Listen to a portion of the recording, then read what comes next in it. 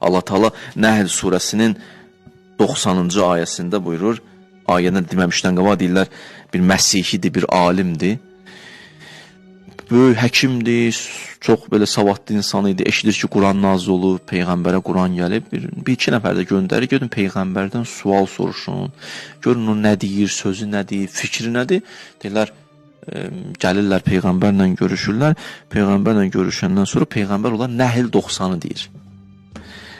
Nəhl 90 ayə budur. İnnəllahı yəmuru bil ədli vəl ehsan və itaizil qurba. Allah sizə 3 dənə şeyi əmr edir, 3 dənə şeyi çəkindirir. Nədir birinci? Yəmuru bil ədli. Ədalətli yaşayın. Vəl ehsan. İnsanlara yaxşılıq edin, xidmət edin. Və itaizil qurba. Qohum əqrabanı unutmayın. Yaxşı, bu 3 dənə. Namaz, oruc öz yerində.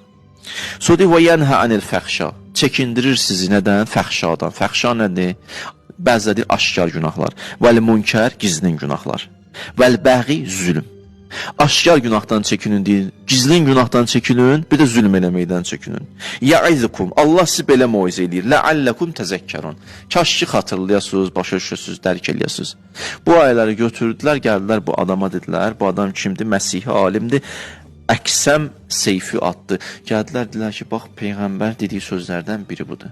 Deyib, bu olsun, bunlar olmasın. 3 dənə bu, 3 dənə bunlar olmasın. Qulaq astı, həqiqəti qəbul edilmə insan, istəyən insan, üzün tutdu orada olan insanlara, bir böyük bir insan idi, sözünə qulaq asanlar var. Dedi, bu ayələr elə belə sözlər deyil. Bu elə bizim fitrətimizin axtardığı fikirlərdir. Canımızın axtardığı sözlərdir.